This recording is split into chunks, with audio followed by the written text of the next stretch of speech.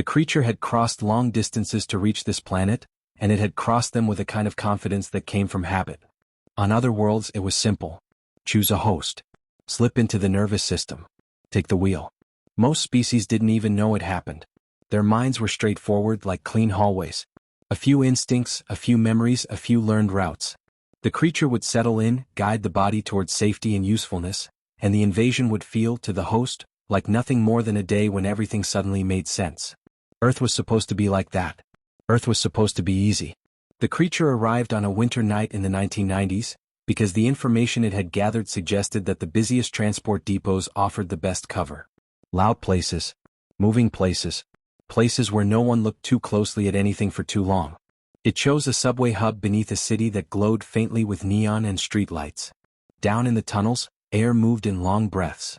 People flowed along tiled corridors. The fluorescent lighting was tired and steady, turning everyone's skin a similar pale color. The creature did not have a body that humans would recognize as a creature. In its natural form, it was a thin, shifting presence, like a veil of cool air with intention behind it. It could compress itself into very small spaces. It could cling to surfaces. It could drift through cracks. It waited above the tracks where the ceiling was darkest, tucked near a beam that vibrated when trains passed. It watched. Humans arrived in clusters.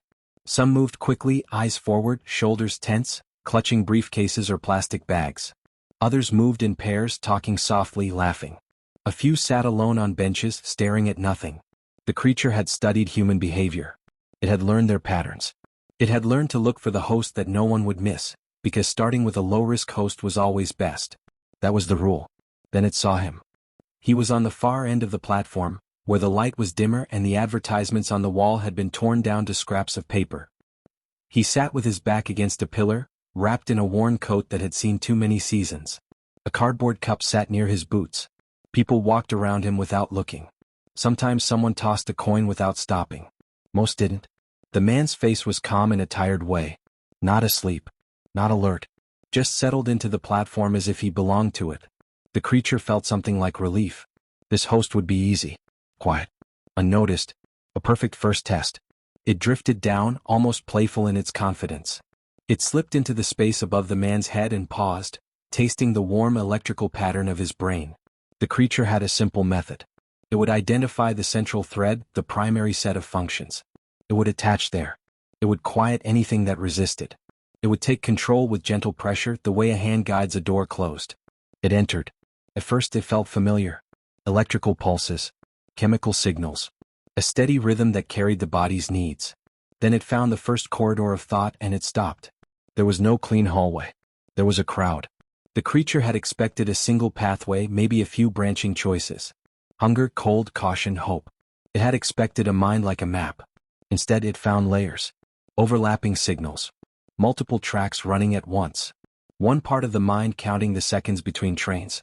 Another part remembering a smell from childhood.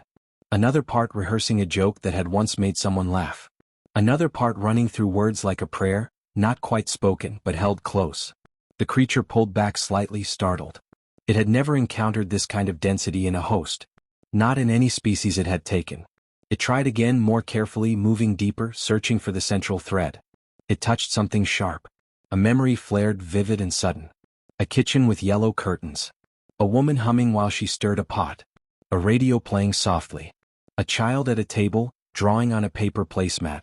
The child looked up and smiled. Then the memory folded in on itself and became something else. A cold sidewalk. A hospital waiting room. A hand letting go of another hand. A voice saying, "I'm sorry," too many times until the word became strange. The creature felt the emotional charge like heat. It recoiled, not from pain exactly but from the complexity of it. The memory wasn't just an image. It was attached to 100 other things. Smells. Sounds. Regrets. Small promises. Half-finished sentences. The creature steadied itself and tried to locate control points, the places where it could slip in and guide the body without disturbing the host's inner structure. It found another surprise. The man's mind had defenses. Not the crude defenses of other species. Not simple fear or reflex. These were layered habits of survival. Compartmentalized attention. A practiced ability to ignore discomfort. A careful way of observing without engaging too deeply, as if the mind had learned to protect itself by spreading out. The creature had never had to negotiate with a mind before. It had always simply arrived. It tried to apply pressure anyway. It pushed gently at the man's motor functions, attempting to make him stand, to move toward a train, to blend into the crowd. That was the standard first step. Mobility created options. The man did not stand. Instead, his mind spoke. Not out loud. Not with words in the air. But with a clear internal voice that formed itself like language. Who are you? The creature froze. It had been detected. It had been addressed. It had never been addressed before. The creature did not have a name in human terms. It did not have a language that fit neatly into sentences. But the mind's question was so direct, and the structure of human thought was so flexible, that the creature found itself translating. It responded in the simplest way it could. I'm not from here. The man's mind didn't panic. That was another surprise. There was a flicker of caution, yes, but also something else. Curiosity. A steady, tired curiosity that had room for one more strange thing. Figures, the man's mind said. It's been that kind of week. The creature didn't know what to do with humor. It didn't know how to categorize it. It hovered, uncertain, inside the man's awareness. The platform above was steady. Trains came and went. People moved like water. In the man's mind, a second voice appeared, quieter, like a thought spoken from the back of a room. Don't trust it, the voice said. Don't let it in. The creature became still again. Multiple voices. Not in the way other species had reflexes. Not in the way animals had competing instincts. This was different. It was like the man's mind could split into parts that argued, negotiated, remembered different things at different volumes. The creature had encountered group minds before. Swarms. Hives. Collectives. But this was one body. One human. And yet the mind behaved like a crowd. The primary voice, the one that had asked the question, replied to the cautious one. We don't have the energy to fight everything all the time, it said. Just watch it. The cautious voice answered, we always watch. That's how we're still here. The creature felt a strange sensation. Not fear exactly. Something like respect. It had expected to take control of a simple host. It had instead stepped into a system that had been shaped by years of surviving complexity. Above, a train arrived. The lights on its front washed the platform in a brief glow. The doors opened. People stepped out and in. The man didn't move. His body remained still, but his mind was alive with motion. The creature tried again to locate a place to anchor itself. It searched for the central self, the single identity that would yield the whole system. It did not find one. It found many. Some were old and tender. Some were sharp and defensive.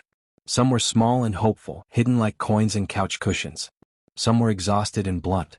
The creature realized, with a quiet internal shock, that taking control here would mean suppressing a whole internal society. It would not just drive the body. It would silence conversations. It would flatten nuance. It would erase coping strategies that kept the man intact. And that was not what it had done on other worlds, because other minds didn't contain this kind of inner architecture. The creature's mission was to invade, to take, to expand. But it was not a mindless force. It learned as it went. That was why it succeeded. It adapted. The man's primary voice spoke again. You're still there, it said. The creature hesitated, then replied, yes. What?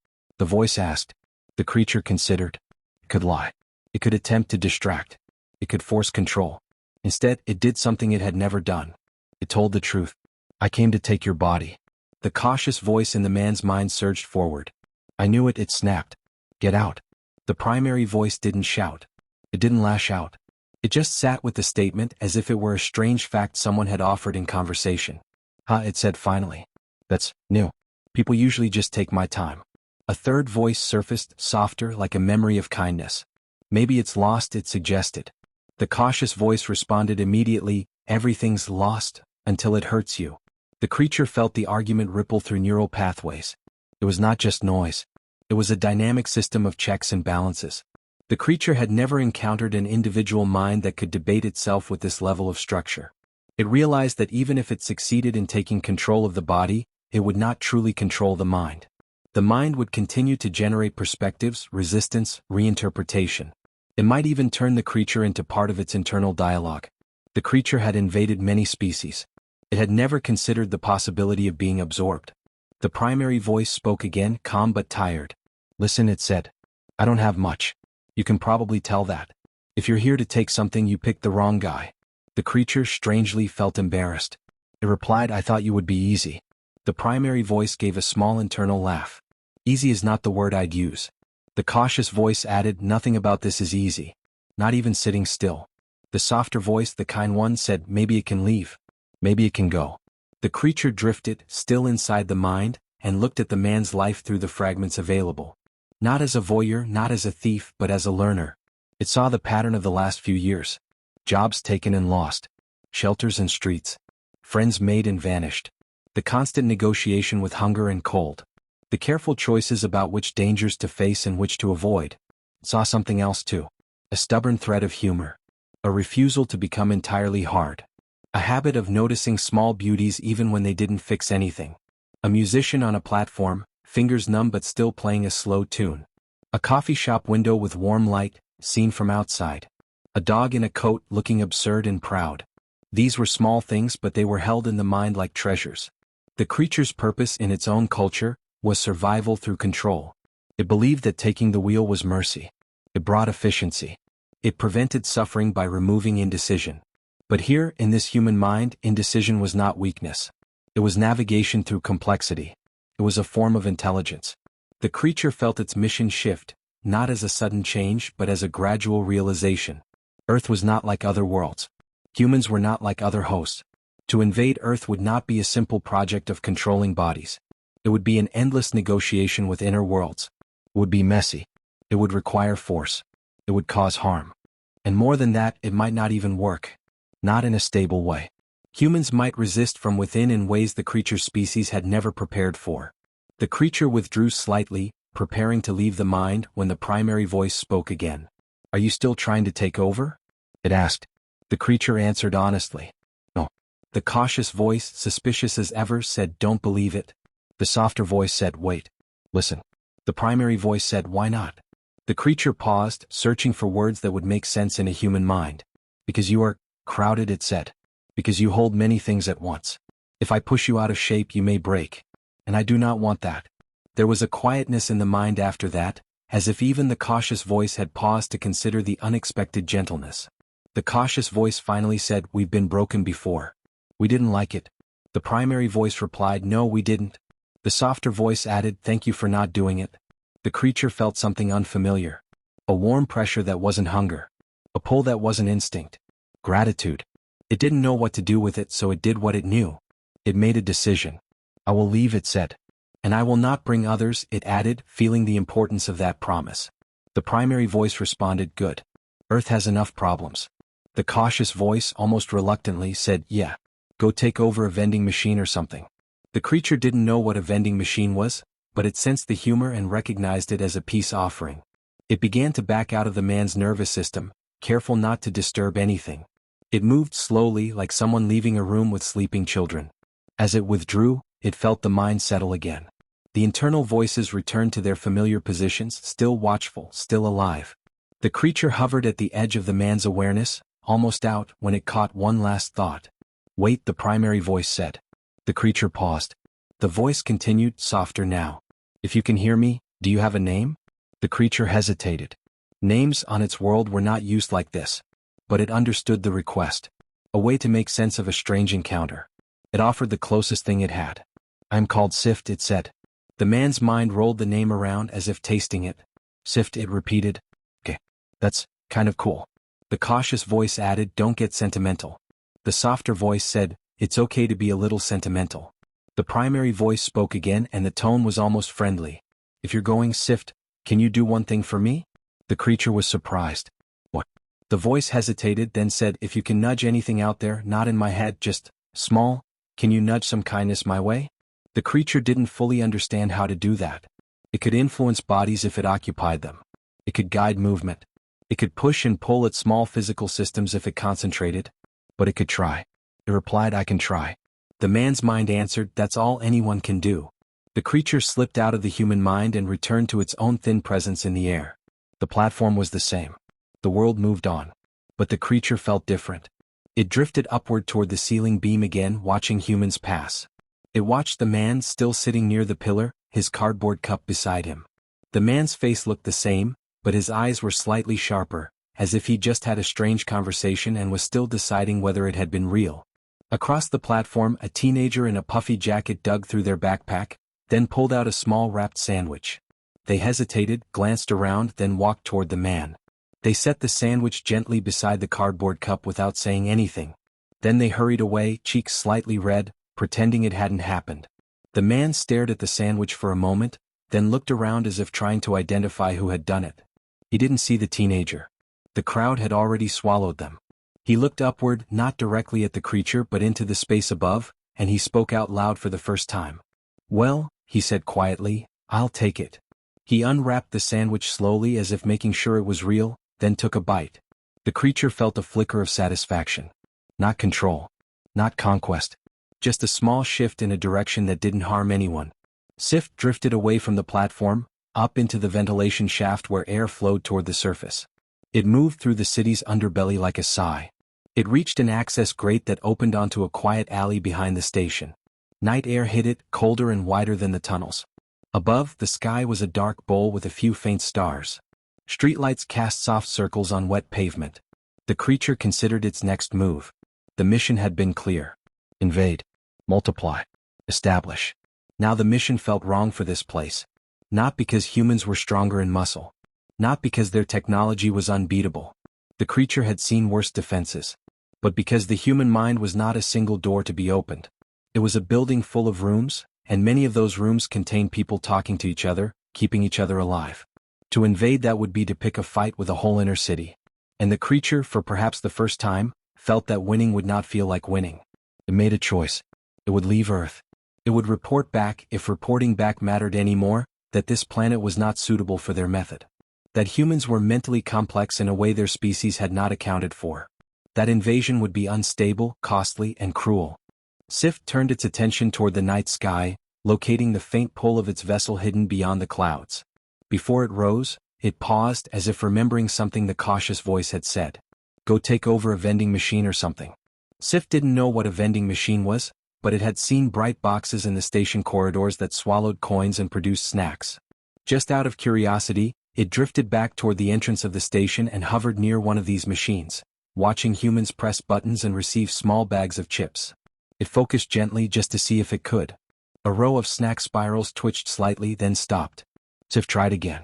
A bag of candy on the second row shifted forward, teetered, and then fell into the collection slot with a soft thud. The next person in line, a tired-looking man in a work uniform, stepped up and blinked at the candy sitting there. He glanced around, confused, then shrugged and picked it up as if the universe had decided to tip him. He smiled, small and genuine, and walked away unwrapping it. Sif felt another flicker of satisfaction. Okay, it thought. Maybe this is what I do now. Not control. Just small nudges. It rose into the sky, silent and unseen, leaving the city's lights behind. Down below, the subway trains continued their steady arrivals and departures. The transport depot breathed and hummed and carried people home.